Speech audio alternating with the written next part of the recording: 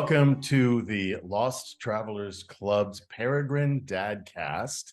This is a weekly podcast with myself, Henry Cameron Allen, founder of the Lost Travelers Club, and co-hosts. And sometimes you see regular faces, and other times you see different faces. This week, we've got some regular faces, good faces, kind faces, intelligent and deep faces. This is Jeff Kamen. And looking for where these faces are, man. They're all here. They're all here. They're all here. Well, today is kind of a special day because it is recognized as International Bereaved Father's Day, or as we call it, bereaved Peregrine's Day, Peregrine's Father's Day. It's a day of reflection. It's not really a day of known to be celebratory, but I think it can be when we celebrate the lives of our kids and the good that they left us in the world and in our memories, and sucks to be in the position we're in, but one of the things I wanted to talk about today with the two of you and listeners, I hope you'll leave some comments and messages in the comment section below on this topic, is the stigma around a father's grief that we experience culturally, globally. In my perception and my experience, men are underserved in terms of the support available to us in the global conversation around grieving our kids. I think still we are expected to swallow our emotions and not talk about, not weep, not share publicly our deepest experience around this. And so a few people have asked me, well, why do you have a Fellowship of Fathers group? Why can't it just be a for everybody group? And those are the reasons that I think it's important to have this conversation, this dadcast. What do you guys think? What's been your experience? The experience of, go ahead. All yours. Go ahead, Bill. So the reality is none of us has been taught about grief. We get grief, if we're 40 and up, we've learned our grief from John Wayne, Sylvester Stallone, Arnold Schwarzenegger. Don't cry, go do physical things to avenge your grief, your loss.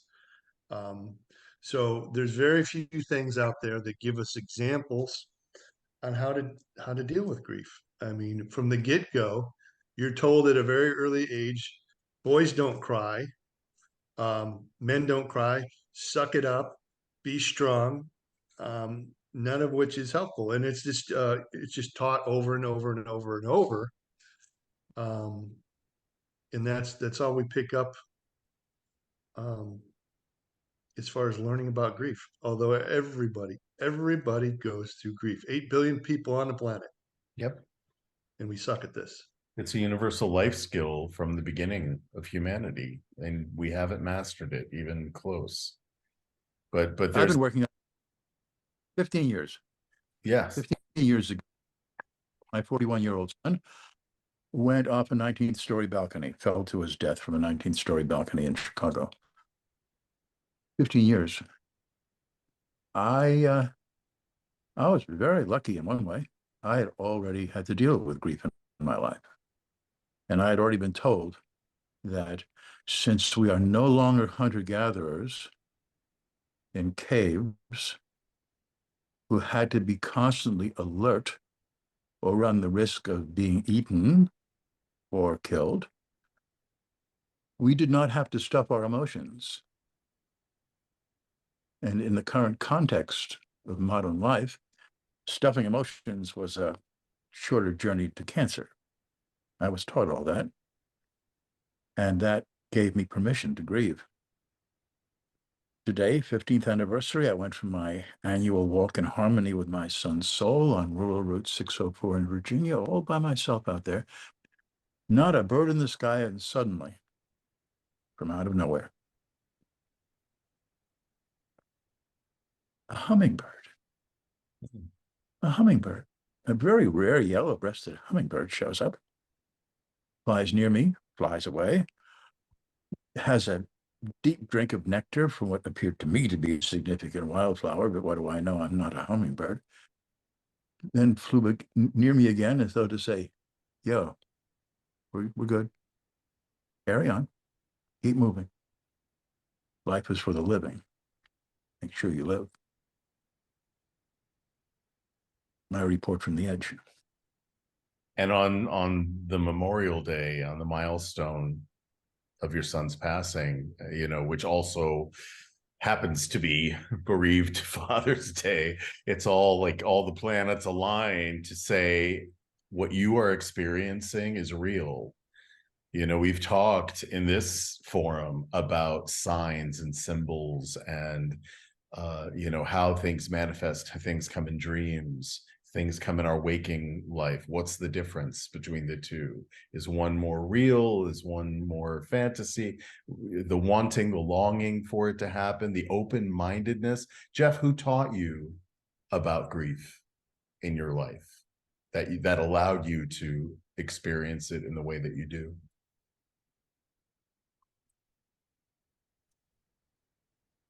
No single individual. It was the collective experience around the passing of the 97-year-old matriarch of the family, who had said to me only a month before, she called me to her apartment in Greenwich Village in New York, where she was living by herself, 97. And she said, I've called you here today to ask you a question. I said, yes, ma'am. And she said, my physician called me an hour ago, furious, because he said that the doorman reported to him that I've stopped walking around the block every day, as he instructed and in fact ordered. And I said, yes. And she said, whose life is it? I said, it's yours. She said, then I shall live it as I see fit. I said, 97 isn't a bad run. And she laughed and she said, get out of here. You've done exactly what I need to do. And then she said, I'll be gone soon. Don't you dare grieve for me too much. Remember, life is for the living. Very Jewish lady. L'chaim. L'chaim. I the other thing I want to talk about is why there is such a stigma on men's grieving, and what are some of the difference as the two of you perceive between a father's grief and a mother's grief. We are, by the way, planning on a mothership circle to come, the fellowship circle, and then there's also the idea of an IS circle. An IS is a young peregrine, a nestling, so siblings of the other population that are underserved in terms of their grief journey. And so we want to provide a forum. A bigger nest. Yeah. Well, that's what we're trying to do. We're trying to build a bigger nest with the Lost Travelers Club. That's really what we're trying to do, is increase the nest size. And there are also, and again, this ties back to my own experience as a person who is part of the LGBTQIA plus alphabet soup community. Where are we in the mix, right? Where are we in the conversation around grieving the loss of our kids? And is there a stigma attached to that as well? I think there is. And so there are endless possibilities of how we can expand the nest. But I do think that there is, in general, I don't want to put anybody in a box because grief is such a unique journey for each individual. But like you, Jeff, I'm in my 15th year of grieving. And so I've learned a lot. I still have a lot to learn. And one thing that I have noted is that fathers and mothers generally grieve in different ways. Bill, do you want to We talk take about? Oh, sorry, go ahead, Jeff. we take too many of our cues from Hollywood, which never intended to do this. But who collapses into whose arms? In couples, straight couples. It's the sweet young thing collapsing into the arms of her brave and bold husband in the face of the tragic loss. That is a powerful imprint. Who knows how often in our unconscious minds we turn to that crap that was placed there, probably unwittingly, by filmmakers who were trying to make a good film. But where did that come from? Do you think that existed before? Because I'm a person who comes from the theater, and I know that there are plays from 400 and 500 years ago, even Greek tragedies, that also express that dichotomy between men and women, the weaker sex and so forth. You know, where did that come from? Why has that been something that's been perpetuated? I think I mentioned it earlier. I've been thinking about this a lot. And I think that it's really important that we not run away from our relatively short genetic history as human primates. Mm-hmm. The fact of the matter is, men have denser bones, bigger muscles, which is how come nature made us guys the ones who were responsible for killing the animals. And we brought the dead animal into the community where the women cooked the stuff and gave us all of us a chance to live. Meanwhile, the women were doing that other thing about childbearing and nurturing. Couldn't call for a nanny, you know. Couldn't call for delivery of food. And it was highly unlikely that Whole Foods was going to make anything available to you other than the foods that you made whole yourself. So I think there's a distinct and clear and judgment-free connection to the biological imperatives of survival. That's what that's from. It wasn't a matter of drawing a social conclusion. Physical power. I'm going to push back on that a little bit because Oh no. I've known some. Listen, I used to live in the USSR, and there are women in the USSR that are bigger than me that could take you, you know, in a dark alley. Statistically, a smaller number. Look, we have women in the U.S. especially now, but those are exceptional humans. They are outliers on the statistic. Don't disregard the mass truths for the statistical outlier. I'm looking at what I've witnessed in my life. I'm looking at the very frail, small men that I've known in my life. I've looked at the big, strong, buff guys in my life. I've looked at the big, strong, buff women in my life, in my family. Also, my mom, you know, was 5'10". She wears an 11.5 shoe. My dad was smaller than she was, right? There is, I think there is more diversity perhaps in the human physicality than we're allowing for, especially in because we are picturing in our mind's eye the images, as you said and Bill said, of Hollywood, right? That, you know, for years up until very recently, it was the rule in Disney films that the princess's waistline had to match the circumference of her neck.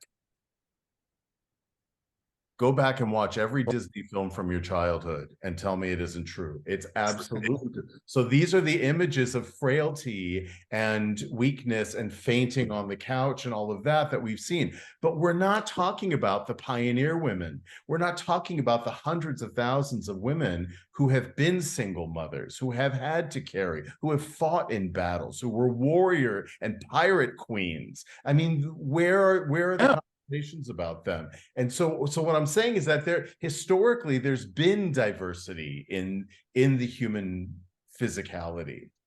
So I don't buy that it's a natural, division necessarily.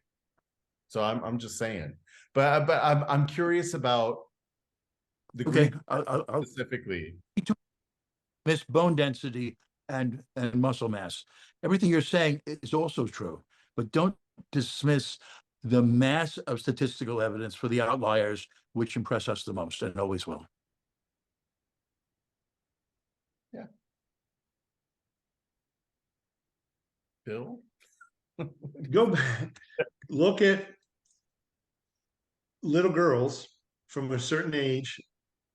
They're talking about planning their weddings, having babies, and they have these long process thoughts up until they're 20 something, 18, whatever, how that wedding is going to go. Mhm. There is a communication style that women have. The what's the word I'm looking for? Just the societal kind of thing that they do, and label it the feminine side, the whatever. But they do that part. We just go out, we go kill the animal, we go bring home whatever we need to bring home. We're not focused on those kind of things because we have to go be focused on bringing home the bacon, whether it's the bacon be the money or the bacon be the pig, whatever it is. So I think we go back to that hunter gatherer thing because it's just part of us that we have to do that to survive. Mind you, we're 10,000 years in or whatever it is, and we're in a society now where we have computers and virtual what this, that, and whatever. We haven't unwired that from our souls. Exactly. So, and for the record, I in general regard women as superior beings. And I've been married to 3 spectacular women. First marriage lasted 18 years. She was a fashion model who became the first general assignment breaking news photographer in the history of Chicago newspapers. How tough do you have to be to be that? Let me tell you. Yeah. Okay. Right. So second wife, right? She's a clinical psychologist, absolutely freaking brilliant. But along the way, she also was a shark killer. Okay. And she had to kill the sharks, not for sport, but because she was doing deep water research for the US Navy while she was a graduate student. Mhm. So we're not talking about a wimpy little women here, not in my life. So I don't have to be taught to be more respectful about women. I know the power of women. And as I said, there was my 97-year-old grandmother who ruled the family without raising her voice. Yeah. Well, you look at Queen Elizabeth I, what a powerhouse she was. And I think, it's not about respect. I don't think it's necessarily about respecting women. For me, it's about seeing women in a light, that historically the way that men have talked about women and described women, and that has bled into politics, that has bled into the workforce, that has bled into world leadership. We look at the state of the world right now, and most of the challenges that we are experiencing are at the hands of men and not women. And so I keep coming back to the question of the grieving journey, because the stigmas that men have put on women historically, I'm not saying you or me, I'm just saying men historically, there's also a stigma on men and how we grieve and how we are and how we should be. Right? You talk, Bill, about the feminine qualities and the masculine qualities. I think we all have. I mean, I know we all have both. We all have both. But what does that mean when somebody conjures up femininity? I think very often it's confused with effeminateness or, softness or weakness or, gentleness. To me, feminine, what I perceive as feminine, is like Earth Mother giving birth on her feet. you know, um, it's not the effeminate quality at all. It's the strength. The strength, and we've all witnessed women giving birth. I mean, that's something that I don't know a man who could stand up to that. Right? So there is a strength there. And men likewise can be big, burly guys and also have the most nurturing, gentle kindness. Mhm. Right? I know firefighters, That's a Henry, big, powerful guys with enormous loving hearts. Yeah. And I've watched that under the most astonishingly stressful situations imaginable, burning buildings, aftermath of firefights. Let me tell you. But I've also watched over the last 20, 30 years, 40 years reporting, that when women were allowed in those spaces, the women who could meet the physical standards, they did the same thing. Yeah. But brought an extra talent, which was the fact that they were women. Therefore, from my perspective, endowed with greater depth, greater automatic empathy. I don't want to go too far afield on this, but I just want to suggest to you that grieving is one of the quintessential peak experiences of life. Now, it's going to be a crushing experience, and our business here in your podcast is to do what we can to help people newly arrived in this club that nobody wants to belong to. Hi, I just lost my kid. That club. We don't want them to be crushed. We want them to know that there will be a better day, a better week, a better month, a better year.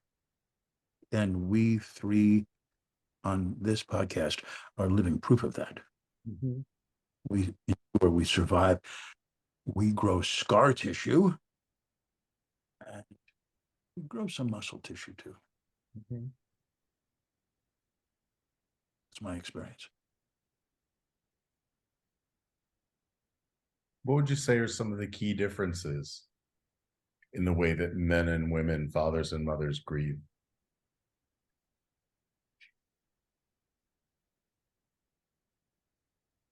Just allowing ourselves. Look at the number of Facebook groups out there for grieving. There are 98% women in those groups, whether it's you're grieving your child, your parent, your spouse, whatever. It's just absolutely dominated by women. And there's clearly groups that are just men's groups, but they have such small numbers. We don't go out, we don't let ourselves open up enough to go seek the help we need, or the companionship we need, or lean on somebody we need through these kind of things. It's drilled Exactly in right. their head. Do it by yourself. Bill is exactly right. Only it's a broader and deeper problem for men. And ask anybody, including the Surgeon General of the United States. Men are lonelier than women. Men go through their lives with dramatically fewer solid relationships with other humans, especially other men. We are not taught to nurture our friendships. We expect that somehow magically they'll just kind of endure. But don't get too fuzzy, don't get too warm, don't get too close, because God knows what people might think of you then, right? I was taught by my brilliant second wife over a marriage that lasted almost 3 decades to consciously pursue my friends, to constantly nurture those relationships, even when I didn't particularly feel like it. Mm-hmm. And the benefits that have accrued to me are fabulous, and I wish them on everyone. But, you know, it turns out to be like the garden. If you don't water that stuff, it doesn't live. But if you do, and if you weed it, which means having real conversations about stuff that pisses you off or that you can't quite identify, but needs to be dragged into the sunlight, you do that, oh man, that garden just keeps growing and supports you, especially when you're crushed by life that's outside that garden.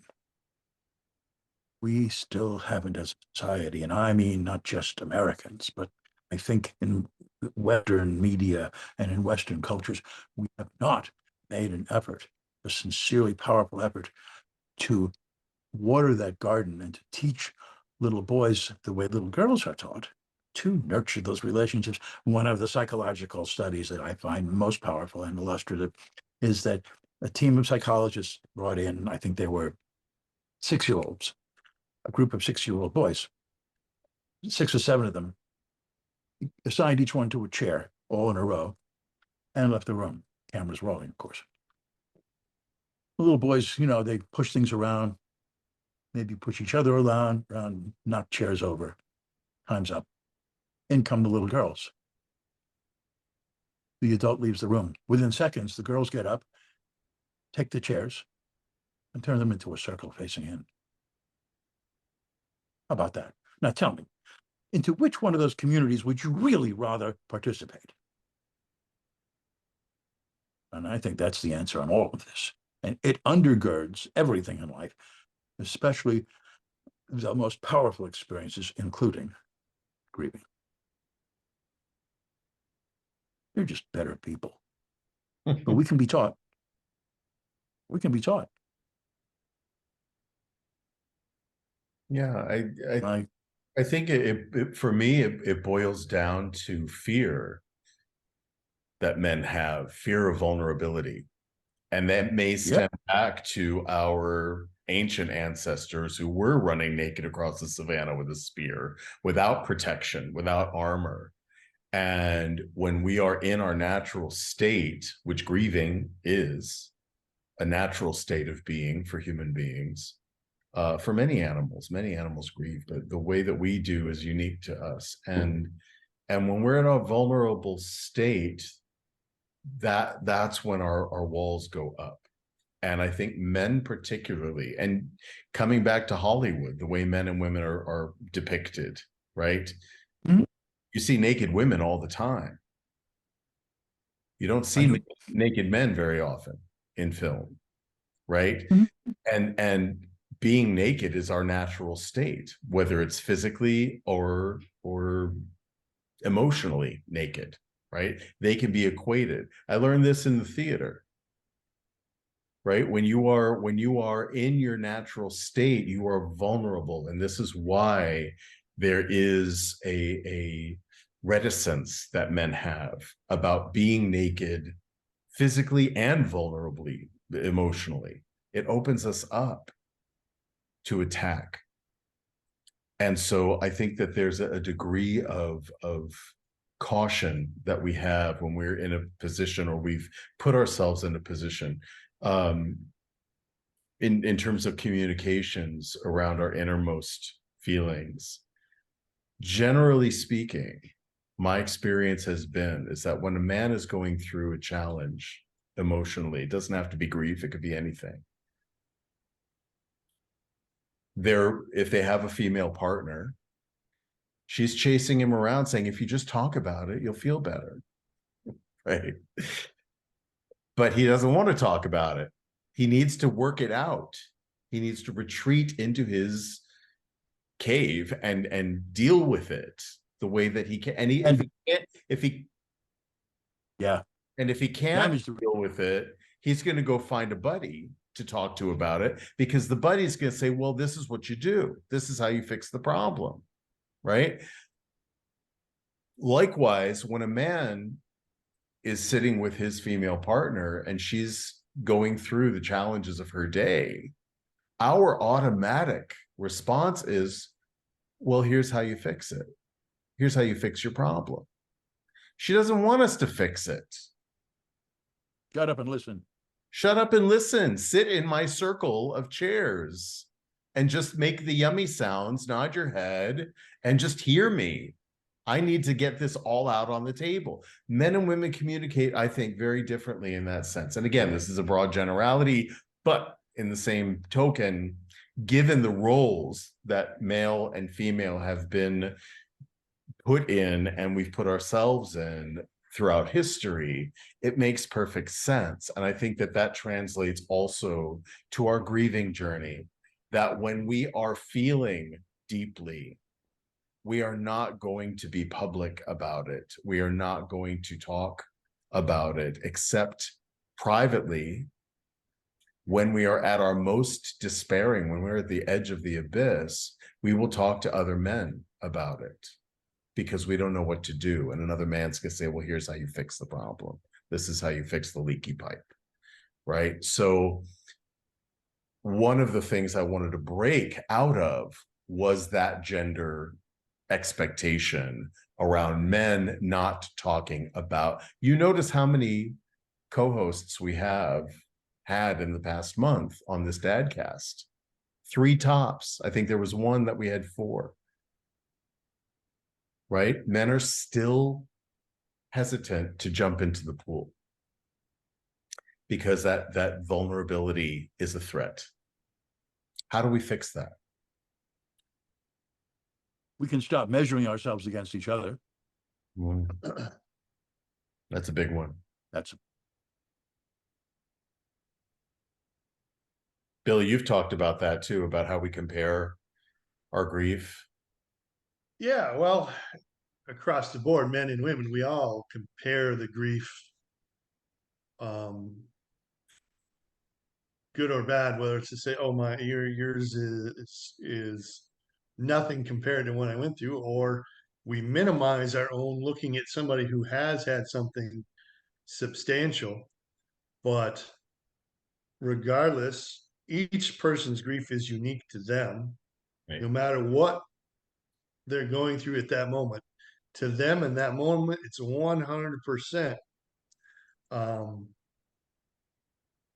in very real to them versus, somebody loses a spouse or somebody loses a child, somebody going through a divorce. Oh my gosh, my heart is broken. I can't. But in that moment, while the other people may be saying, well, I can't believe you're bringing this to me. At the moment they're going through, that person in that divorce, that is all that's going through their head, their heart. So we compare. We compare everything. Let's face it. Do we compare in the same way, do you think, generally, or are men more competitive in a way about it? Not in saying, well, my loss is worse than your loss, or your loss is worse than my loss. I mean, it's just, is there more, I don't know, Jeff, what do you think? Is there an edge that we have to that competitiveness or that comparison that is different? I'm being very conscious about the limited experiences I have culturally. I'm sitting here in the forest of Central Virginia on a Zoom with 2 other white Yanks. Right. Our experience are probably, well, not Bill's, because he's a grief counselor now. He's God, the things he knows, and that that I don't know. I don't know what the cultural impact can be, even the subsets of cultures. But I keep hearing the words, I don't want to talk about that, echoing in my own mind. Among my peers, because of family trauma that I went through. My dad got polio when I was 8, almost killed him. And beginning at age 9, I became his personal assistant. I had to learn a whole lot about growing up really fast.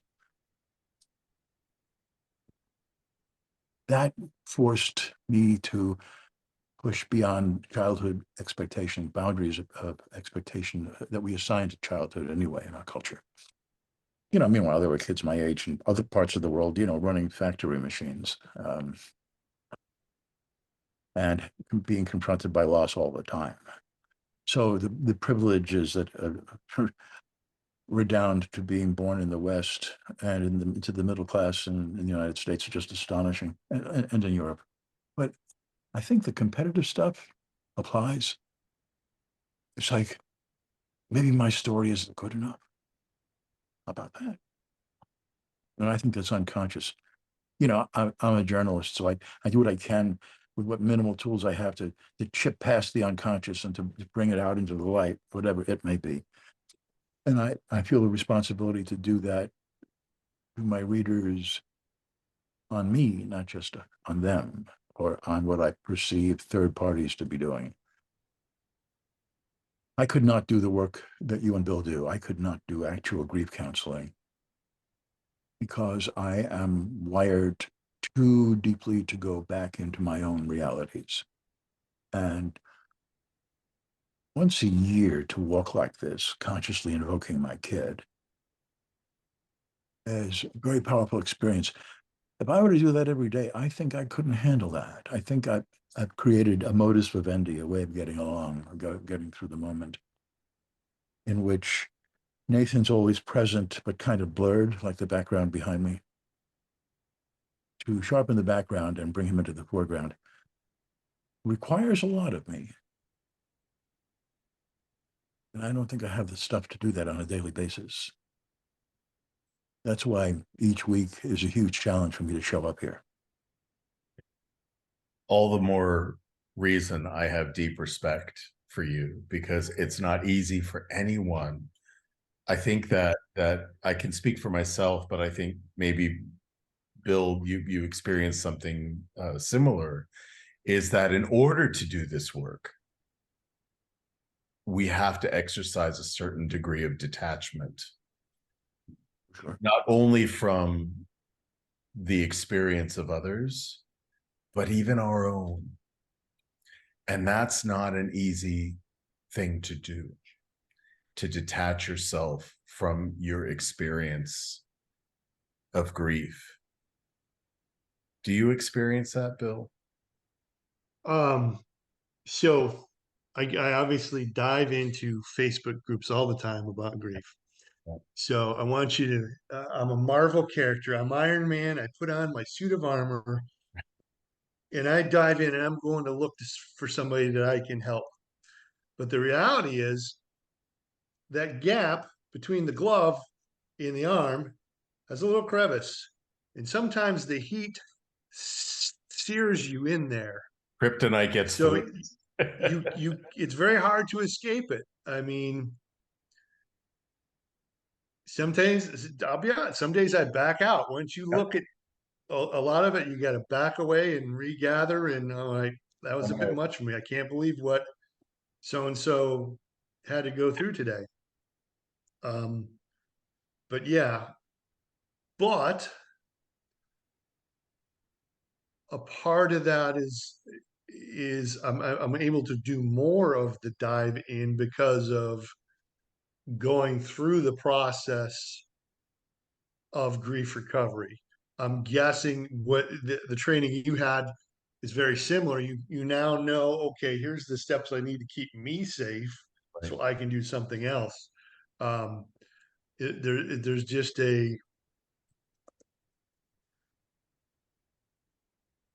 once you've cleared some of the hurdles in your own grief, it allows you to go in and help others more.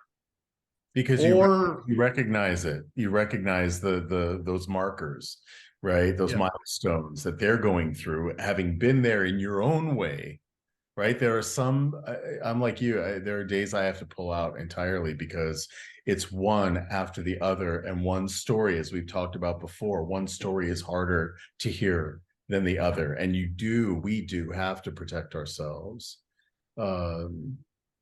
And at the same time, there's that feeling sometimes of guilt that if I pull back, what if I miss that moment that that guy needs? What if I'm not there? What if Superman is over here helping himself or over here helping this other person, right? And you can't be there for everybody. This is the savior complex that I struggle with. yeah, and Yeah. I carry that into my regular day job work with the homeless as well. It's You're deep. astonishing. You're, I last about 6 hours in Bill's job, maybe 7.5 in yours, Henry. I trained myself since I was 16 to try to be prepared to respond sanely with a degree of balance in all forms of emergencies, because I knew I was going to be a journalist in unpleasant or dangerous circumstances. And it served me very. What it means is I'm real good for the first hour, maybe the first day, maybe the first week. But as far as staying submerged in somebody else's pain, that's not me. I'm not wired for that. Next. Who's next? What's next? I'm okay at that. Hmm.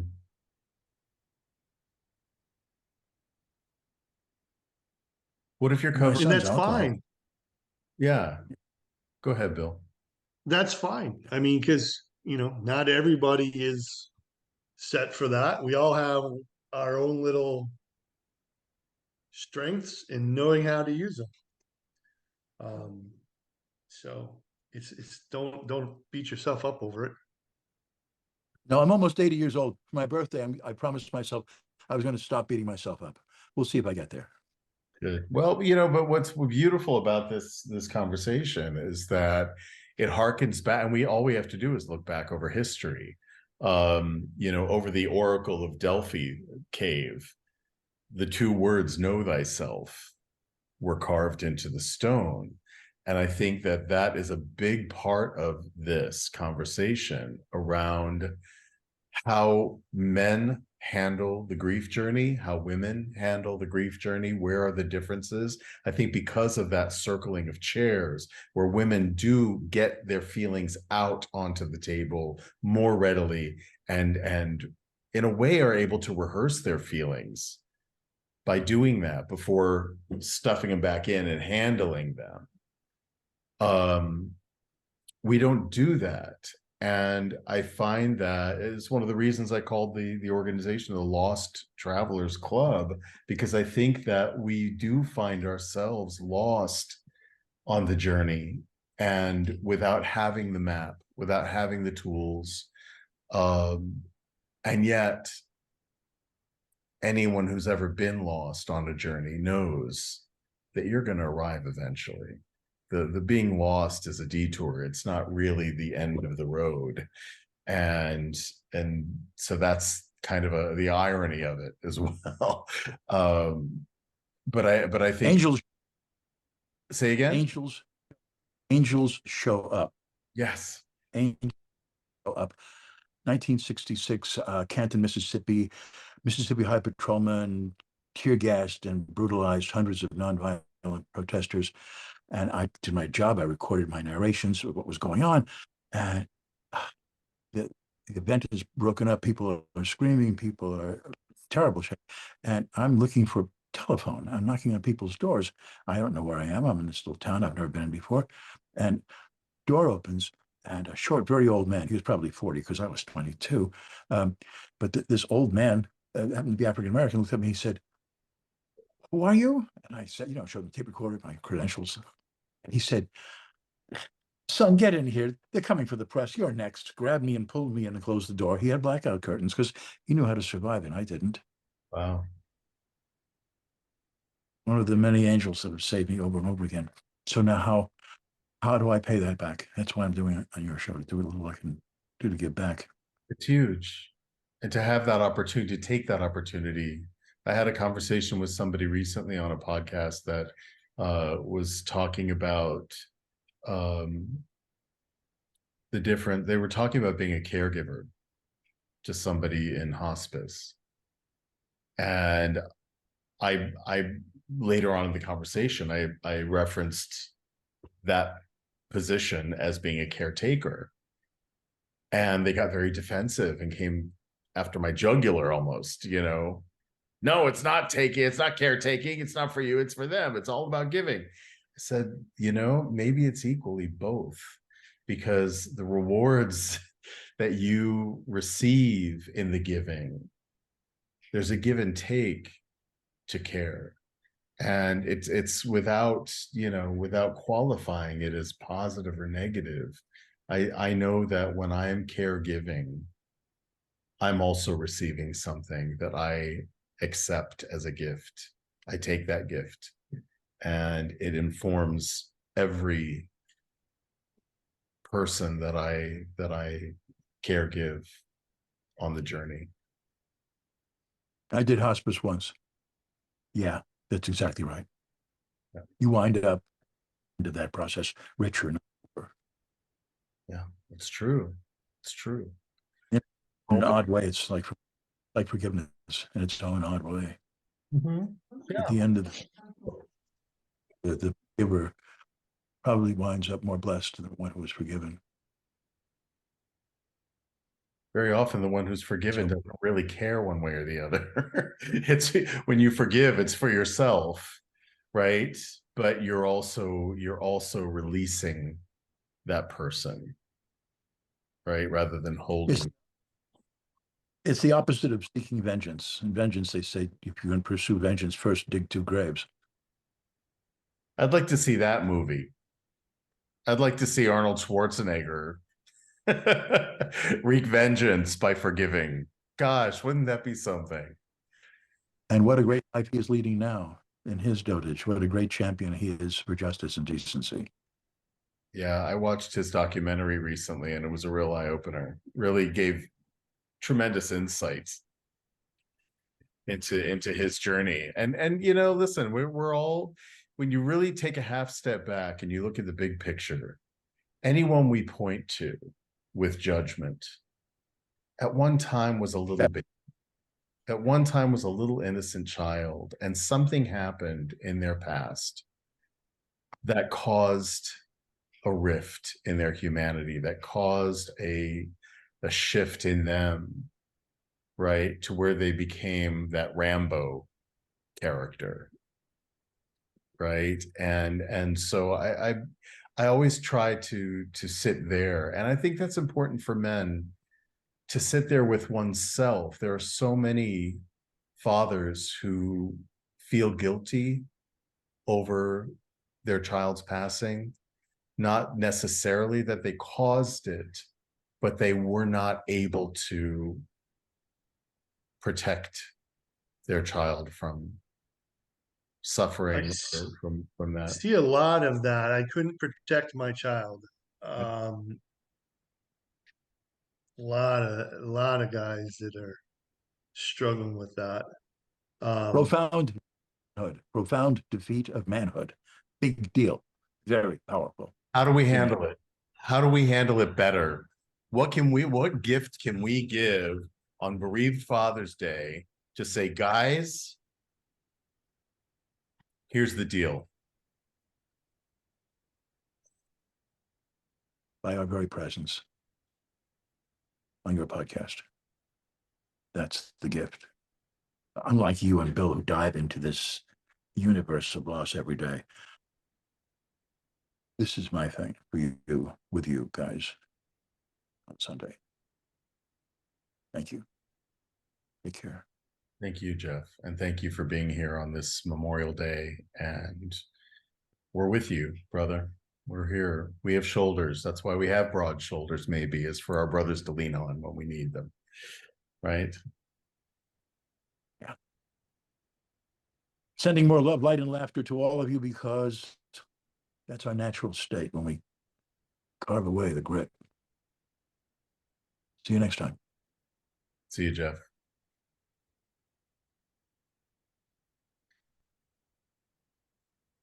I think that was so right on.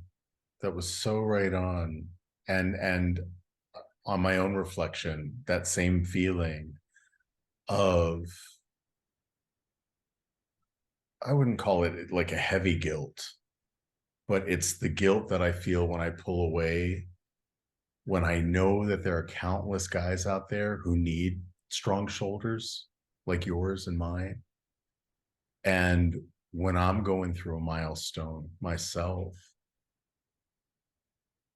it feels somehow, I know it's not, but it feels somehow selfish to take to step back and to lick my own wounds and you know, handle my own grief so that I can be stronger for other people. That makes sense. Yeah, I can see that. I mean, I had my head wrapped up kind of funky from 7 years old when I had my grandmother die in front of me, and I spent the night with her and Wow. had things drilled in my head at that age. So it took me a long time to unwrap those pieces. So I, don't, I take a different tact or route. I mean, I don't have certain guilts that other people do, I guess. I mean, I still have the whole, I wasn't there enough for my daughter while she was going through treatments with the cancer. Um, and the one thing, you know, I always say it's, oh, well, my daughter died after her second battle with leukemia. Um, and it really wasn't the leukemia. It was just, she got an infection in the middle of treatment, and within a week, it was like that. It wasn't we watched her Right. go through the whole cancer thing and it was failing. It just, boom, it switched because I expected it to just go through another whole series of treatment, you know, not making light of the treatment kind of thing, but I expect we just weren't expecting it. We just expect her to go to the hospital for a couple of days, get another round of antibiotics, and she'd be back. And all of a sudden, hey, what's going on here? And it never, even to the day she died, I I was always looking at, okay, well, next week we'll start on the Yep. next one. If I had blinders on, I don't know what it was, if it wasn't clicking, but yeah, my thing was the time with her. I wish I could have had more time, but I was not in a relationship that allowed me to take a lot of time off from work to go be with her. Right. Her mom could, Right. so that's some of my struggle stuff. But Yeah. but yeah, when you pulling away from somebody who you think needs your help, I've had a couple people where I've had to stop trying to help them because they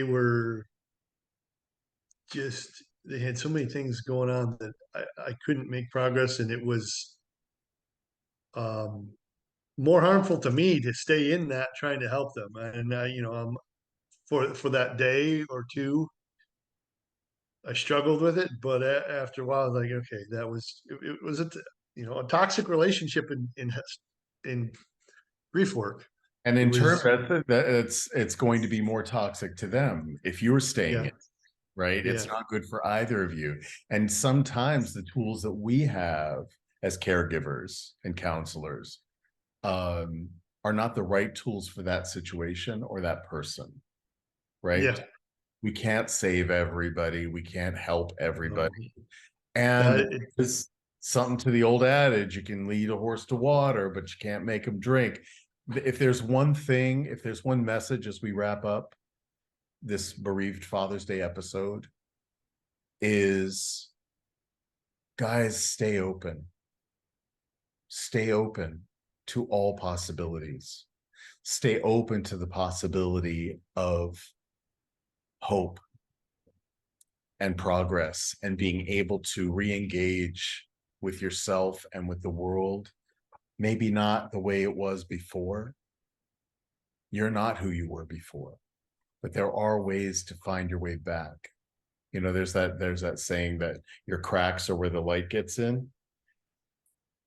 My yeah, perspective is different. Your cracks are where your inner light, which is your child, gets back comes out. to the world.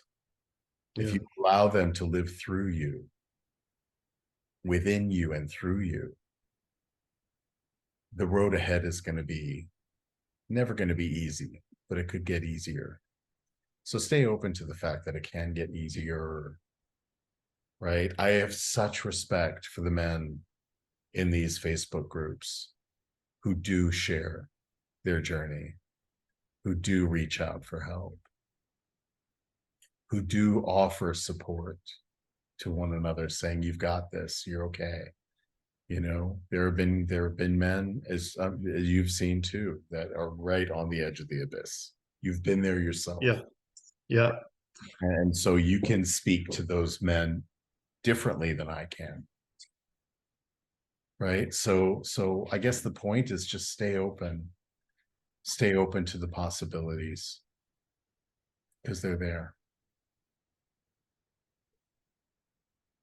Yeah. Hope, love, possibility of those things is achievable. You know, you can go into new space. It's not the old space, because clearly that person's going to be missing from their lives, but you can get into a space where you can have feelings, you can have love, you can enjoy some of the things that you've let go again. But some of them you have to, some people are hanging on to that. They don't want to move into the space. Yeah, And denial is a big part of the first stages, certainly. And so acceptance is huge. It cannot be minimized. Once you accept what happened, accept that you are not going to be who you were, accept that your life is not going to be what it was. That's the detachment I was talking about. yeah, That's another level of detachment, is to accept what happened, detach from the expectation that life is ever going to go back to the, in quotes, normal that it was. It won't. But you've turned a corner and you're on a different path. And that path is going to have some risks emotionally. That path is going to make you vulnerable in certain ways that you may not have experienced yet. Be open to that journey. Be open to it, because there is a horizon that we can head for that's better than where we're sitting. I know that after 15 years. I know Jeff knows that after 15 years. I know you know that as well. Yeah. You know, that's why we're here. Great. Well, Bill, another good one. Thank you. Hope to see you thanks next for having me. And gentlemen, join us. Join us. The gift is in the giving, and it's here. So come and show up with us. If you go to losttravelers.club, you can register. Doesn't cost anything to be part of this Fellowship of Fathers. This is just our first project. We are going to be doing many, many other proactive things in ways that allow us to channel our grief into goodness. I think that's to be active as men is very important for us, to see a light at the end of this tunnel. The tunnel is the illusion. It's all the light. It's already there, right? So join us, and we'll see you next week.